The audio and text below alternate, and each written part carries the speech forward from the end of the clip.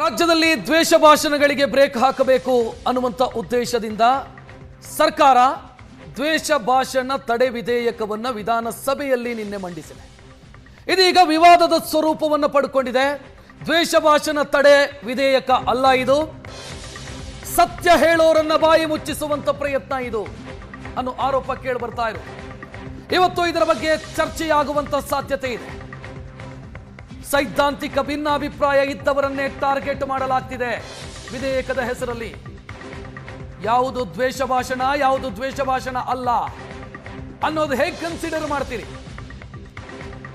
ಸರ್ಕಾರದ ವಿರುದ್ಧ ಧ್ವನಿ ಎತ್ತಿದ್ರೆ, ಸತ್ಯವನ್ನ ಹೇಳಿದ್ರೆ ಅಂತವರಿಗೆ ಜೈಲು ಶಿಕ್ಷೆ ಅಥವಾ ಜೈಲಿಗೆ ಹಾಕೋದಕ್ಕೆ ಮಾಡಿರುವಂತ ವ್ಯವಸ್ಥೆನಾ ಇದು? ಇದೆಲ್ಲದರ ಬಗ್ಗೆಯೂ ಕೂಡ ಚರ್ಚೆಗಳು ನಡೀತಾ ಇರುತ್ತೆ. ಸರ್ಕಾರದ ವಿರುದ್ಧ ಧ್ವನಿ ಎತ್ತಿದ್ರೆ, ಸತ್ಯವನ್ನ ಹೇಳಿದ್ರೆ ಅದು ದ್ವೇಷ ಅನ್ನೋ ಹೆಸರಿನಲ್ಲಿ ಕೇಸು ಬೀಳೋದಕ್ಕೆ ಕಾರಣ ಆಗತ್ತೆ ಅಂತಾದ್ರೆ ಇದು ವಾಕ್ ಸ್ವಾತಂತ್ರ್ಯಕ್ಕೆ ಧಕ್ಕೆ ಅಲ್ವಾ?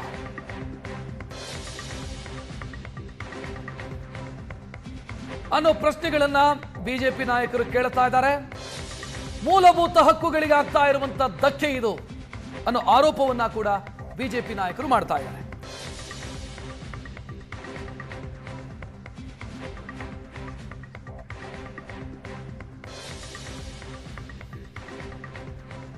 ಇನ್ನು ವಿಧೇಯಕದ ಕಾಪಿ ನನ್ನ ಕೈಯಲ್ಲಿದೆ. ಈ ವಿಧೇಯಕದಲ್ಲಿರುವಂತಹ ಪ್ರಮುಖ ಅಂಶಗಳು ಏನು ಅನ್ನೋದನ್ನ ನಾನು ನಿಮಗೆ ಸಿಂಪಲ್ ಆಗಿ ಎಕ್ಸ್ಪ್ಲೈನ್ ಮಾಡ್ತಾ ಹೋಗ್ತೀನಿ. ಆ ನಂತರ ನಾವು ಚರ್ಚೆಯನ್ನ ಎತ್ಕೊಳ್ಳೋಣ. ದ್ವೇಷ ಅಪರಾಧಗಳು ಮತ್ತು ದ್ವೇಷ ತಡೆ ವಿಧೇಯಕ 2025 ಅನ್ನೋ ಹೆಸರಲ್ಲಿ ವಿಧೇಯಕ ವಿಧಾನಸಭೆಯಲ್ಲಿ ಮಂಡನೆಯಾಗಿರೋದು. ನೆಕ್ಸ್ಟ್ ಪಾಯಿಂಟ್ ಅನ್ನು ನಾವು ನೋಡೋಣ. ಏನು ಹೇಳುತ್ತೆ ಈ ವಿಧೇಯಕ ಅಥವಾ ಈ ವಿಧೇಯಕದಲ್ಲಿರುವಂತ ಯಾವ ವಿಚಾರ ದ್ವೇಷ ಭಾಷಣಕ್ಕೆ ತಡೆ ಹಾಕತ್ತೆ ಅಂತ.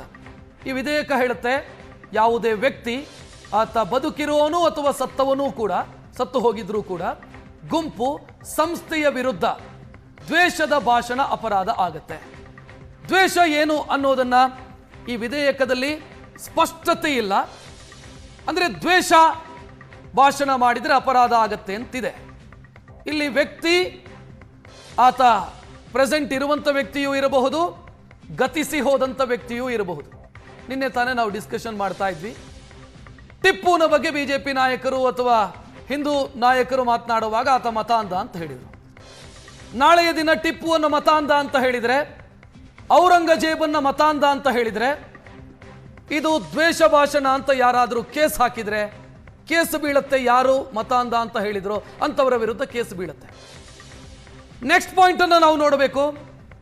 ಈ ವಿಧೇಯಕದಲ್ಲಿರುವಂತ ಮತ್ತೊಂದು ಪ್ರಮುಖ ಅಂಶ ಯಾವುದು ಅಂತಂದ್ರೆ, ಧರ್ಮ ಜಾತಿ ಸಮುದಾಯದ ವಿರುದ್ಧ ದ್ವೇಷ ಭಾಷಣ ಅಪರಾಧ.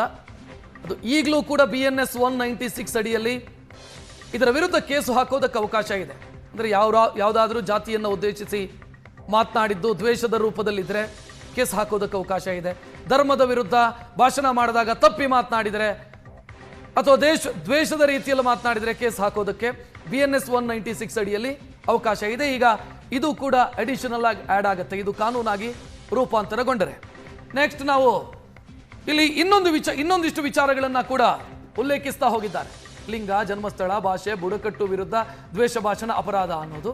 ಜೊತೆಗೆ ಇನ್ನೂ ಇಂಟ್ರೆಸ್ಟಿಂಗು ಅಂತಂದ್ರೆ ಈ ವಿಧೇಯಕದಲ್ಲಿರೋದು, ಅದರಲ್ಲಿ ಶಿಕ್ಷೆಯ ವಿಚಾರ ಇದೆ. ನೀವು ನೋಡ್ತಾ ಇದ್ದೀರಿ, ದ್ವೇಷ ಭಾಷಣ ಮಾಡಿದಂತ ವ್ಯಕ್ತಿಗೆ 1 ರಿಂದ 7 ವರ್ಷಗಳ ಕಾಲ ಶಿಕ್ಷೆ ವಿಧಿಸುವಂತ ಅವಕಾಶ ಇದೆ. ನಾನು ಆಗಲೇ ಹೇಳಿದೆ BNS 196 ಅಂತ, ಅದರಲ್ಲಿರೋದು ಗರಿಷ್ಠ 3 ವರ್ಷಗಳ ಕಾಲ ಶಿಕ್ಷೆ ವಿಧಿಸಬಹುದಾದಂಥ ಅವಕಾಶ ಇದೆ. ಬಟ್ ಇದರಲ್ಲಿ ಅದನ್ನು 7 ವರ್ಷದವರೆಗೆ ಅಪ್ ಟು 7 ಇಯರ್ ಅಂತ ಮಾಡಿಕೊಂಡಿದ್ದಾರೆ. 50,000 ರೂಪಾಯಿ ದಂಡ ಅಂತ ವಿಧಿಸಿದ್ದಾರೆ. ಯಾರೋ ಒಬ್ಬ ವ್ಯಕ್ತಿ ದ್ವೇಷ ಭಾಷಣ ಮಾಡಿದ್ದು ಸಾಬೀತಾಯಿತು ಅಂತಾದ್ರೆ ಆತನಿಗೆ 7 ವರ್ಷದವರೆಗೂ ಕೂಡ ಶಿಕ್ಷೆ ವಿಧಿಸೋದಕ್ಕೆ ಈ ವಿಧೇಯಕ ನಾಳೆ ಕಾನೂನಾಗಿ ಬದಲಾದರೆ ಅವಕಾಶ ಇದೆ. ನೆಕ್ಸ್ಟ್ ಪಾಯಿಂಟು, ಈಗ ಒಬ್ಬ ವ್ಯಕ್ತಿ ಭಾಷಣ ಮಾಡಿದ ಅಂತ ಅನ್ಕೊಳ್ಳೋಣ. ಆತ ಒಮ್ಮೆ ತಪ್ಪು ಮಾಡಿದ, 2ನೇ ಬಾರಿಯೂ ಕೂಡ ಅದೇ ತಪ್ಪನ್ನು ಪುನರಾವರ್ತನೆ ಮಾಡಿದರೆ ಏನು? 2ನೇ ಬಾರಿ ಅದೇ ತಪ್ಪನ್ನು ಪುನರಾವರ್ತನೆ ಮಾಡಿದರೆ 2 ರಿಂದ 10 ವರ್ಷದವರೆಗೂ ಕೂಡ ಶಿಕ್ಷೆ ವಿಧಿಸೋದಕ್ಕೆ ಅವಕಾಶ ಇದೆ, ಅಪ್ ಟು 10 ಇಯರ್. ಇನ್ನು 1 ಲಕ್ಷದವರೆಗೆ ದಂಡ ವಿಧಿಸುವಂತ ಅವಕಾಶ ಇದೆ. ಇದಿಷ್ಟು ದಂಡ ಮತ್ತು ಶಿಕ್ಷೆಗೆ ಸಂಬಂಧಿಸಿದಂತ ವಿಚಾರ ಆಯಿತು. ನೆಕ್ಸ್ಟ್ ಇನ್ನೊಂದಿಷ್ಟು ವಿಚಾರಗಳು ಇನ್ಕ್ಲೂಡ್ ಆಗಿದೆ ಈ ವಿಧೇಯಕದಲ್ಲಿ. ದ್ವೇಷ ಭಾಷಣದ ಪ್ರಸಾರ, ಪ್ರಕಟಣೆ, ಪ್ರಚಾರ ಇದು ಕೂಡ ಅಪರಾಧ. ಅಂದರೆ ನೀವು ಯಾರೋ ಮಾಡಿದಂಥ ಭಾಷಣವನ್ನು ವಾಟ್ಸಪ್ನಲ್ಲಿ ಶೇರ್ ಮಾಡಿದಿರಿ ಅಂತ ಅಂದ್ಕೊಳ್ಳೋಣ, ನೀವು ಅದನ್ನು ಎಂಡೋಸ್ ಮಾಡಿ ಶೇರ್ ಮಾಡಿದಿರಿ ಅಂತ ಅಂದ್ಕೊಳ್ಳೋಣ, ಅದು ಅಪರಾಧ ಅಂತ ಆಗುತ್ತೆ. ನಿಮ್ಮ ವಿರುದ್ಧವೂ ಕೇಸ್ ಹಾಕಬಹುದು. ಜೊತೆಗೆ ಅದನ್ನ ಆರ್ಟಿಕಲ್ ರೂಪದಲ್ಲಿ ಬರೆದು ಏನಾದರೂ ಶೇರ್ ಮಾಡಿದರೆ ಅದಕ್ಕೂ ಕೂಡ ಕೇಸ್ ಹಾಕೋದಕ್ಕೆ ಅವಕಾಶ ಇದೆ. ದ್ವೇಷ ಭಾಷಣದ ಪ್ರಚಾರ ಮಾಡೋದು, ಪ್ರಚೋದಿಸೋದು ಅಪರಾಧ ಅಂತ ಕನ್ಸಿಡರ್ ಆಗುತ್ತೆ ಈ ವಿಧೇಯಕದ ಅನ್ವಯ. ನೆಕ್ಸ್ಟು ಇನ್ನೊಂದು ಬಹಳ ಪ್ರಮುಖವಾದಂಥ ವಿಚಾರ ಈ ವಿಧೇಯಕದಲ್ಲಿರೋದು, ಇದು ಬಹಳ ಇಂಪಾರ್ಟೆಂಟ್ ಆಗುತ್ತೆ. ಒಂದು ವೇಳೆ ಒಬ್ಬ ವ್ಯಕ್ತಿ ದ್ವೇಷ ಭಾಷಣ ಮಾಡಿದ ಅಂತ ಅಂದುಕೊಳ್ಳೋಣ, ಆ ವ್ಯಕ್ತಿಯ ಮೇಲೆ ಕೇಸ್ ಹಾಕ್ತಾರೆ, ಕೇಸ್ ಬೀಳುತ್ತೆ. ಎರಡನೆಯದ್ದು, ಆ ವ್ಯಕ್ತಿ ಯಾವ ಸಂಸ್ಥೆಯನ್ನು ಪ್ರತಿನಿಧಿಸ್ತಾನೋ ಆ ಸಂಸ್ಥೆಯ ವಿರುದ್ಧವೂ ಕೂಡ ಕೇಸ್ ಹಾಕೋದಕ್ಕೆ ಅವಕಾಶ ಇದೆ. ನಾನು ಸಿಂಪಲ್ ಆಗಿ ಹೇಳಬೇಕು ಅಂತಾದರೆ, ನಾಳೆ ನಾನು ಎಲ್ಲೋ ಹೋಗ್ತೀನಿ, ಏನೋ ಒಂದು ಭಾಷಣ ಮಾಡ್ತೀನಿ, ಏನೋ ಒಂದು ಭಾಷಣ ಮಾಡಿದಾಗ ಇದರಲ್ಲಿ ದ್ವೇಷ ಯಾರಿಗೋ ಕಾಣಿಸುತ್ತೆ ನಾನು ಮಾಡಿದಂಥ ಭಾಷಣದಲ್ಲಿ, ನನ್ನ ಮೇಲೆ ಕೇಸ್ ಬೀಳುತ್ತೆ. ನನ್ನ ಸಂಸ್ಥೆ ಸುವರ್ಣ ನ್ಯೂಸ್ ಮೇಲೂ ಕೂಡ ಕೇಸ್ ಹಾಕೋದಕ್ಕೆ ಅವಕಾಶ ಇದೆ.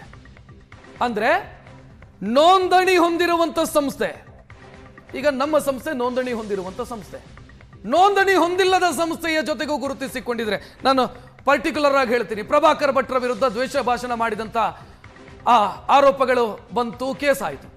ಪ್ರಭಾಕರ್ ಭಟ್ರ ವಿರುದ್ಧ ಮಾತ್ರ ಅಲ್ಲ ಕೇಸ್ ಹಾಕೋದಕ್ಕೆ ಅವಕಾಶ, RSS ವಿರುದ್ಧವೂ ಕೇಸ್ ಹಾಕೋದಕ್ಕೆ ಅವಕಾಶ ಇದೆ. RSS ನೋಂದಣಿ ಹೊಂದಿಲ್ಲದ ಸಂಸ್ಥೆ ಅಂತ ನೀವು ಹೇಳಬಹುದು. ಬಟ್ ಈ ವಿಧೇಯಕ ಹೇಳುತ್ತೆ, ನೋಂದಣಿಯಾಗದಂಥ ಸಂಸ್ಥೆಯ ಜೊತೆಗೆ ಗುರುತಿಸಿಕೊಂಡಿದ್ರೆ ಆ ವ್ಯಕ್ತಿಯ ಮೇಲೂ ಕೇಸು, ಪ್ರಭಾಕರ್ ಭಟ್ರ ಮೇಲೂ ಕೇಸು, ಪ್ರಭಾಕರ್ ಭಟ್ರು ಪ್ರತಿನಿಧಿಸುವಂಥ RSS ಮೇಲೂ ಕೇಸು. ನಾನು ಉದಾಹರಣೆಗೆ ತೆಗೆದುಕೊಂಡೆ ಪ್ರಭಾಕರ್ ಭಟ್ರ ಹೆಸರನ್ನ, ಯಾಕಂತಂದ್ರೆ ಮೊನ್ನೆ ತಾನೇ ದ್ವೇಷ ಭಾಷಣದ ವಿಚಾರದಲ್ಲಿ ಅವರ ಮೇಲೆ ಕೇಸು ದಾಖಲಾಗಿತ್ತು.